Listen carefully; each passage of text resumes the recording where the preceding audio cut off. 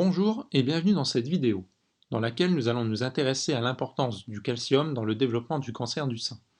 Le cancer du sein est le plus fréquent chez la femme et 90% des décès induits par ce cancer sont liés au développement de métastases plutôt qu'à la tumeur primaire. Pour pouvoir se propager, les cellules détournent un processus réversible appelé transition épithéliale à mésenchymal, soit l'EMT, un important programme de développement pendant le stade gastrula de l'embryogenèse qui permet aux cellules épithéliales de perdre la polarité apico-basale ainsi que l'adhérence cellule-cellule via une baisse de l'expression de la E-cadérine et d'acquérir un phénotype migratoire. Pour que cela se fasse, il est nécessaire pour la cellule d'exprimer certains gènes et des facteurs de transcription comme SNAIL1 qui réprime l'expression de la E-cadérine ou TWIST1 qui permet l'expression de la N-cadérine par exemple, qui sont des protéines normalement indispensables à l'adhésion cellulaire.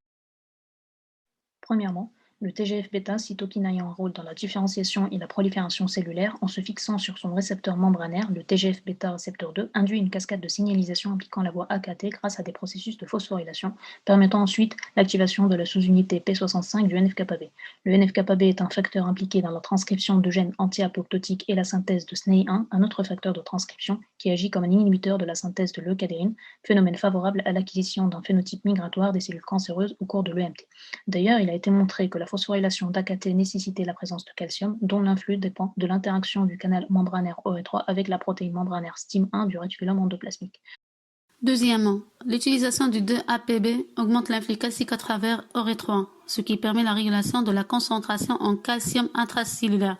L'entrée de calcium par ces canaux active la signalisation AKT par phosphorylation, qui transactive à son tour la sous-unité P65 de NF-κB, qui se lie au promoteur SNE1 et permet le recrutement de la RNA polymérase, augmentant l'activation en réponse au TGF-bêta. Ces deux phénomènes conjoints permettent alors la répression de la E-cadérine, un des nombreux éléments à l'origine de la cascade métastatique, rendant les cancers si mortels.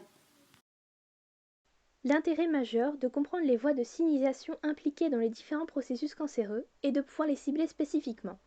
afin de mettre un terme à une cascade d'événements conduisant au développement de métastases et ainsi contenir les cellules cancéreuses au niveau de la tumeur primaire,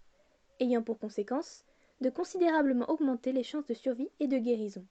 Cela constitue la base du concept de thérapie ciblée visant à l'élaboration de traitements spécifiques au cancer du patient. Dans un second temps, ce type d'étude permet de comprendre les phénomènes de résistance aux thérapeutiques responsables de l'échec d'un bon nombre de stratégies visant à contenir le cancer et guérir le patient. Chaque cancer est unique du fait des multiples altérations génomiques et physiologiques.